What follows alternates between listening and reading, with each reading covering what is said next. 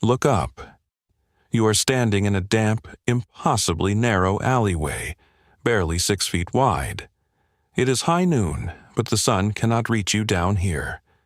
Above your head, ancient stone walls rise up, floor after floor, leaning so dangerously close together they completely block out the sky. Welcome to Edinburgh in the 1700s, and you are standing at the bottom of the tallest residential buildings on Earth. Imagine living your entire life confined to a single, isolated ridge of volcanic rock. To your left, a massive, brooding fortress. To your right, an empty royal palace, and connecting them is the Royal Mile, a single spine of stone just over a mile long. There is absolutely nowhere to expand. You cannot build outward because of the plunging cliffs on both sides. So, what do? You build upward. Long before New York or Chicago even dreamed of skyscrapers, Edinburgh was scraping the clouds. These colossal stone structures, known as lands, towered 10, 12, even 14 stories into the toxic, smoke-filled air. It is a vertical maze holding 50,000 souls, all crushed together into one densely packed square mile. Stand quietly for a moment, and you can hear the cacophony of a dozen different lives echoing down the dark, stone spiral staircase right next to you. A wealthy duke might be arguing on the second floor, a shoemaker hammering away on the fifth, and a starving family shivering up in the drafty attic. This extreme density forged a completely unique society. There was no wealthy neighborhood or poor neighborhood. Wealth and poverty were stacked right on top of each other. Every single day you are rubbing shoulders with brilliant philosophers, hardened criminals, and exhausted merchants, all trapped together in this soaring cage of stone. You are breathing in the thick smoke of coal fires, the damp chill of the Scottish wind, and something else. A smell so thick you can almost taste it.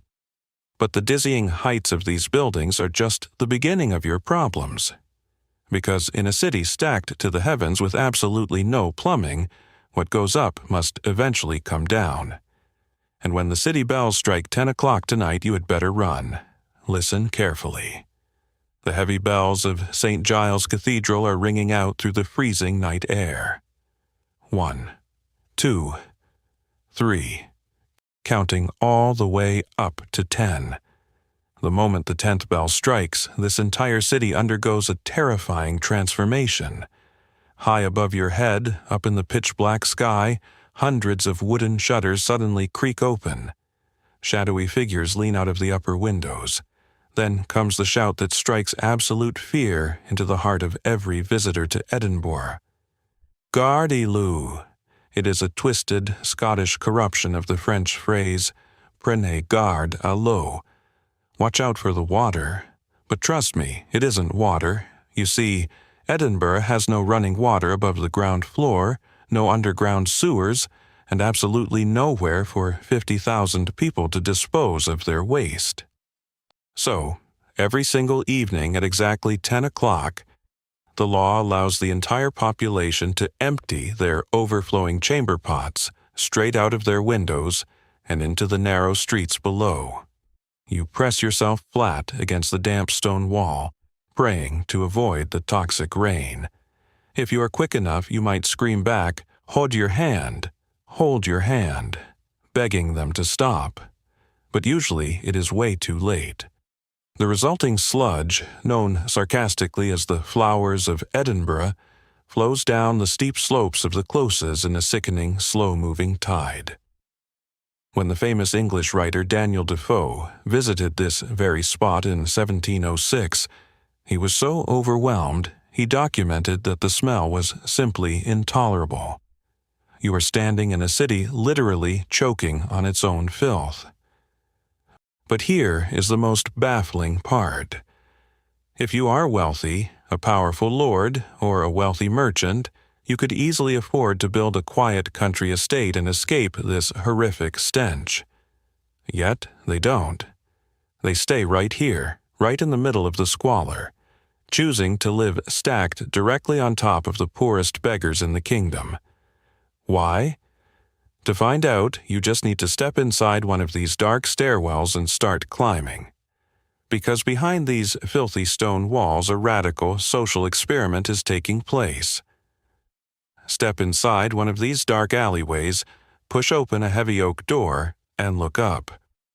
Before you is a narrow, heavily worn stone spiral staircase, stretching endlessly into the shadows. There are no elevators in the 1700s. If you want to go home, you have to climb.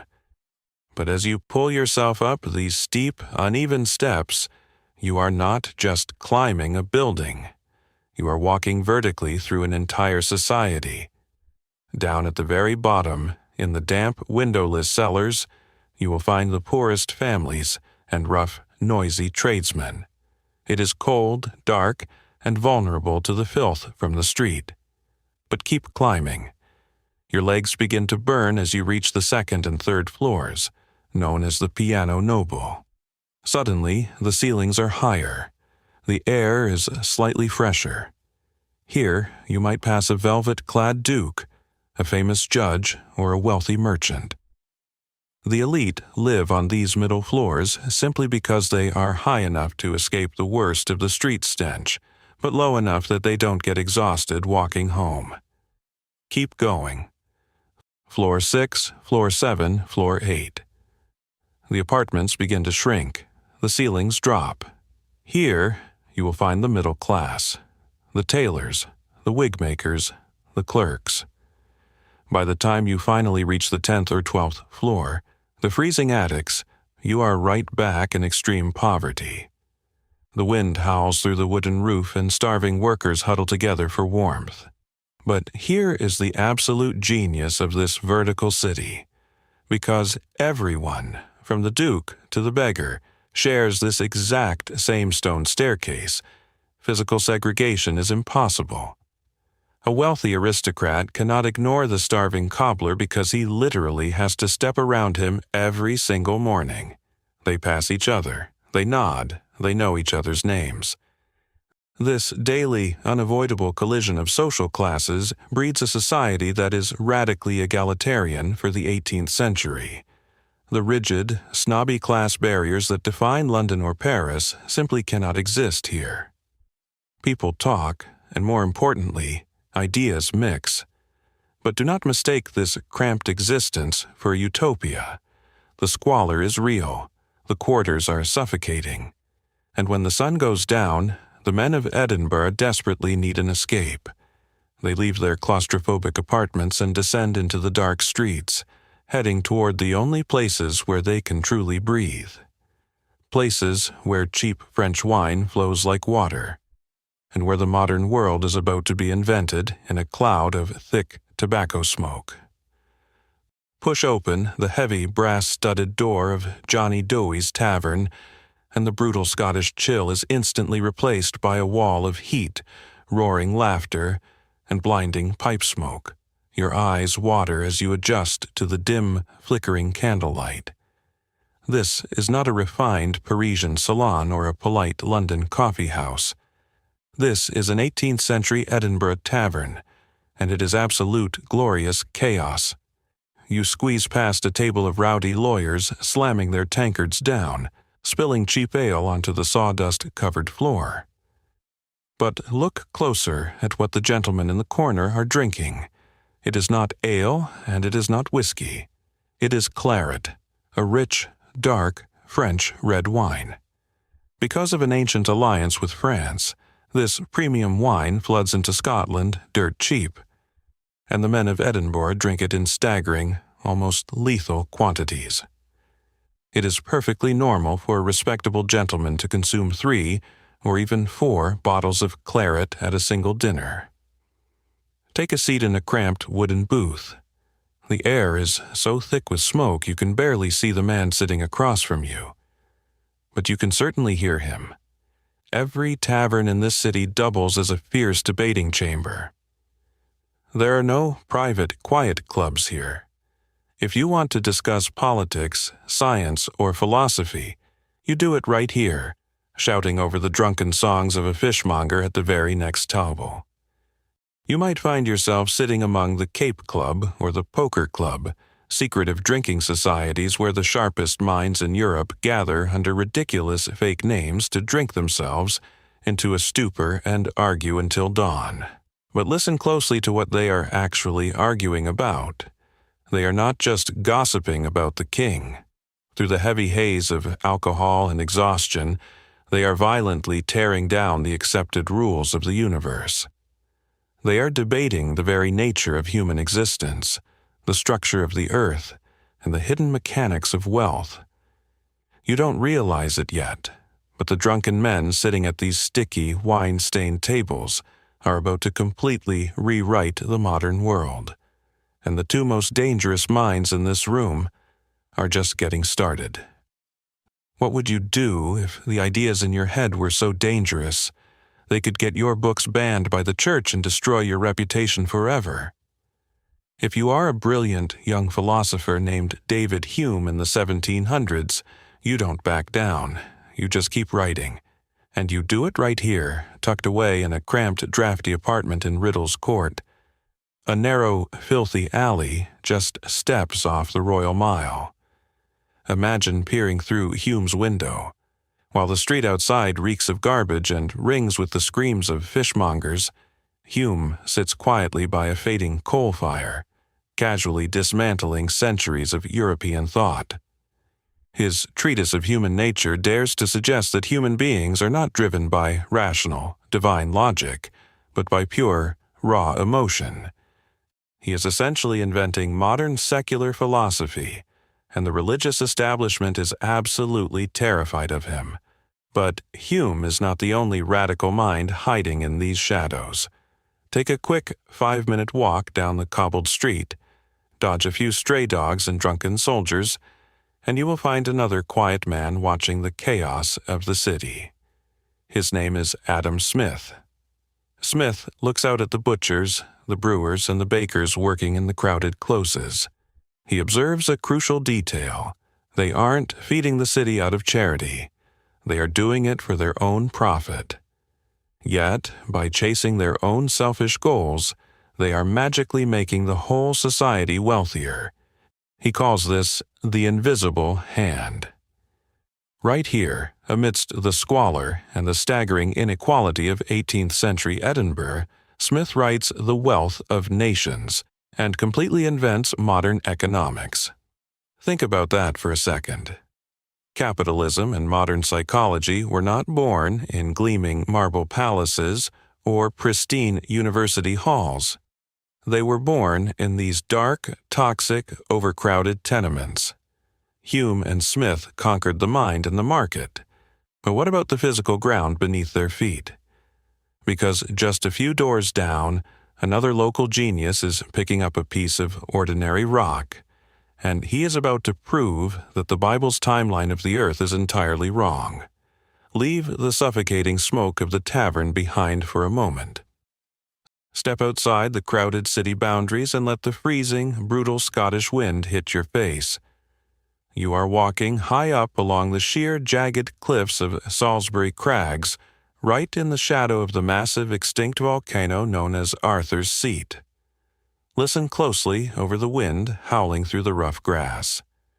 You hear a sharp, rhythmic metallic crack. Clack. Clack. It is the sound of a small iron hammer striking ancient basalt. The gentleman holding that hammer is James Hutton. For centuries, the Church has strictly and aggressively taught that the earth is exactly 6,000 years old, created in a matter of days. But as Hutton chips away at these massive volcanic rock formations, tracing the deep, unimaginable layers of twisted sediment and hardened magma, a terrifying and awe-inspiring truth dawns on him. This rock was not made in a sudden, violent biblical flood. It took time, millions, perhaps billions of years of slow, grinding heat and immense pressure beneath the surface. With a single hammer blow right here on this Edinburgh cliffside, Hutton completely shatters the accepted biblical timeline. He discovers the concept of deep time, and essentially invents modern geology, But you do not even have to leave the filthy, claustrophobic city limits to witness the invisible, physical world being unlocked. Head back into the dark, stinking closes and push your way into the university's cramped, chaotic laboratories. Here, a brilliant man named Joseph Black is intensely experimenting with limestone and acid. In a city that perpetually reeks of human waste and thick coal smoke, Black manages to isolate a completely new, invisible substance from the foul air. He calls it fixed air. Today, we know it as carbon dioxide. He goes on to discover latent heat, the exact thermodynamic science that will soon power the mighty steam engines of the global industrial revolution. These men are unlocking the absolute deepest secrets of the earth and the air. But despite this soaring intellectual freedom, there is a heavy, dark shadow looming over every single genius in this city. Look out the laboratory window. High above the crowded, crumbling rooftops, sitting on its massive plug of black volcanic rock, is Edinburgh Castle. And in the 1700s, that castle is not a romantic fairy tale palace. It is a brutal, heavily armed military warning. Stand at the very top of the Royal Mile and look up at those massive, iron-studded gates. Do not expect a place of royal luxury or fairy tale romance here in the 1700s. Edinburgh Castle is a garrison. It is a prison. And above all, it is a constant, looming reminder that Scotland has recently lost its independence. Just a few decades earlier, in 1707, the Act of Union officially dissolved the Scottish Parliament. Scotland and England became one united kingdom governed from London, and the citizens of Edinburgh felt deeply betrayed by their own nobles. So now, when you look up at the castle, you do not see Scottish kings. You see British redcoats marching along the ramparts, their heavy boots echoing like a permanent threat over the city below. If you dare to climb down into the freezing, lightless vaults beneath those castle walls, the reality is even darker. During the wars of this era, these brutal stone dungeons are packed with captured French soldiers and American revolutionaries, locked away and left to rot in the damp Scottish dark. The castle is a fist, constantly clenched over the city.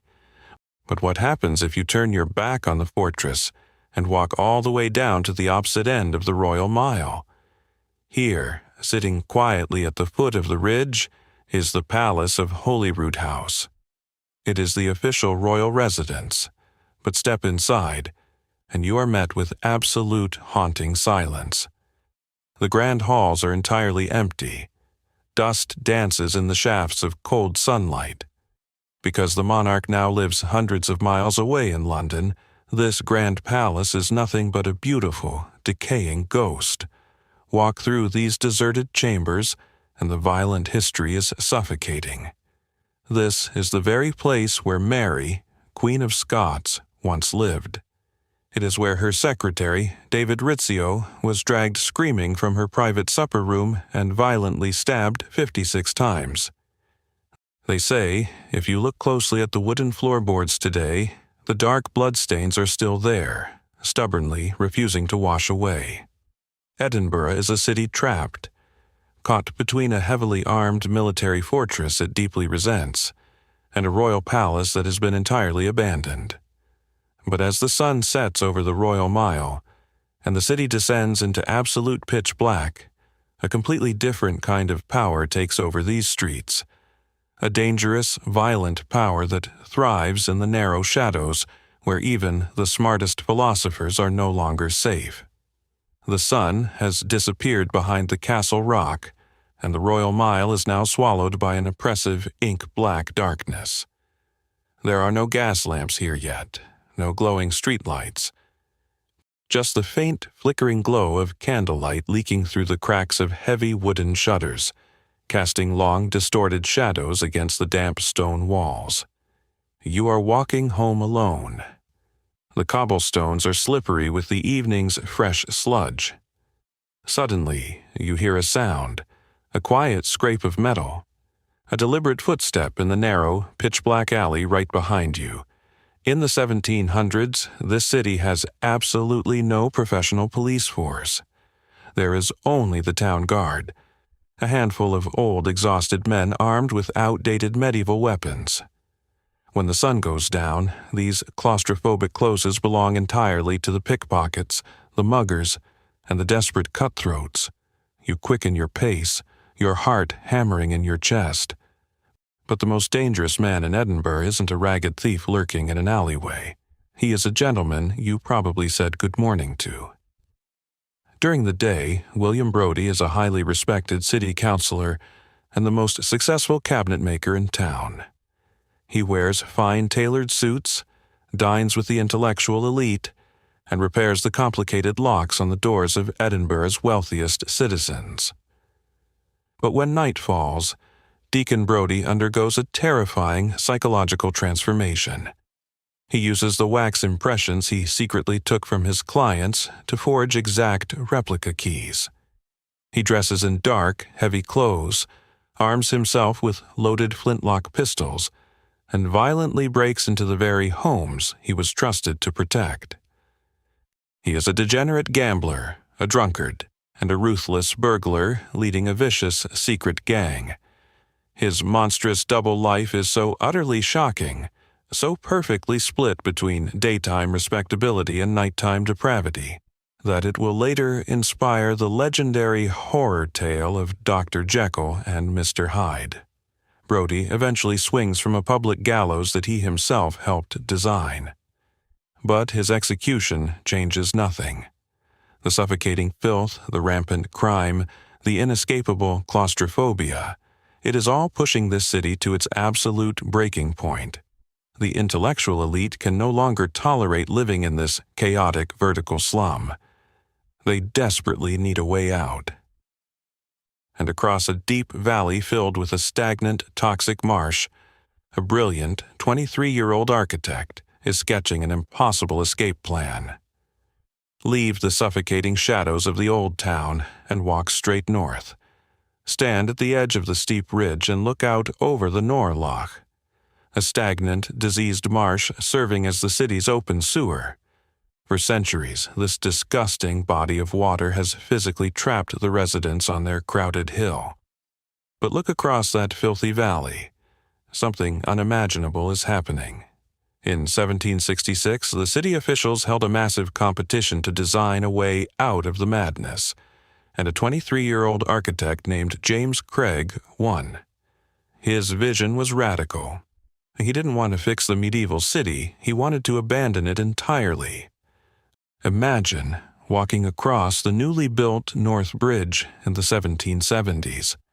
With every single step you take, you are leaving the chaotic, stinking, towering medieval world behind. You are crossing a literal bridge from the past into the future. As you reach the other side, the intense claustrophobia vanishes. Suddenly, you can breathe. The air is fresh, the sky is completely open. Before you lies the new town. There are no dark, winding closes here. Instead, you see a perfectly rational grid of wide, straight avenues. Princes Street, George Street, Queen Street. The buildings are not towering, crumbling tenements, but elegant, orderly Georgian townhouses built with pristine stone. It is a masterpiece of Enlightenment thinking applied directly to city planning, pure order, logic, and space. But this beautiful escape route comes with a devastating social cost. For the very first time in Edinburgh's history, the wealthy are physically separating themselves from the poor. The dukes, the judges, and the famous philosophers are packing their bags, crossing the bridge and moving into these grand new squares. The poor, who absolutely cannot afford the new rents, are left behind in the decaying old town. The once classless, vibrant stairwells are rapidly becoming abandoned slums. The city is physically tearing itself in two, a glittering, civilized European capital on one side and a rotting medieval relic on the other. Yet, as the rich flee to their pristine new streets, They are unknowingly taking the brilliant, world-changing spirit of the Scottish Enlightenment with them into the expanding British Empire. And as these radical ideas begin to cross the oceans, what exactly is the legacy this deeply divided city will leave upon the modern world? Stand one last time on the North Bridge and look back. Gaze upon the towering, blackened skyline of the old town. To the untrained eye, it simply looks like a crumbling medieval fortress of poverty, disease, and absolute chaos. But you now know the incredible, hidden secret it holds. This was not just a filthy, overcrowded slum. It was a high-pressure forge of human genius. Because of the Act of Union, the brilliant minds shaped in those dark, classless stairwells did not stay trapped in Scotland. They poured outward. Scottish doctors, engineers, philosophers, and soldiers flooded into the rapidly expanding British Empire. They took the raw, dangerous ideas fiercely debated in Johnny Dowie's smoky tavern and violently exported them to the entire globe. They built the infrastructure of India. They laid the blueprints for cities in North America, and they established the foundations of modern medical science in Philadelphia. Edinburgh in the 1700s is the ultimate historical paradox. It was a city that violently lost its political independence, only to turn around and conquer the modern world intellectually. It proves definitively that human genius does not require pristine marble palaces, quiet sanctuaries, or unimaginable wealth. Sometimes all it takes to change the world is extreme physical proximity, cheap wine, relentless debate, and a radically open mind. By the 1800s, this brutal transformation will be complete. Edinburgh will be known globally as the elegant, rational Athens of the North, beloved by polite tourists and romantic poets. But those polite Georgian squares of the new town could never have existed without the raw, electric, and dangerous energy of the old town. You have survived the stench, the darkness, and the staggering intellect of 18th-century Edinburgh. The modern world was quite literally born in these dirty streets, one argument at a time. Where should our time machine take us next? Which lost city, forgotten era, or dangerous historical shadow do you want to explore? Drop your ultimate choice in the comments below, hit that subscribe button to keep history alive, and we will see you in the past.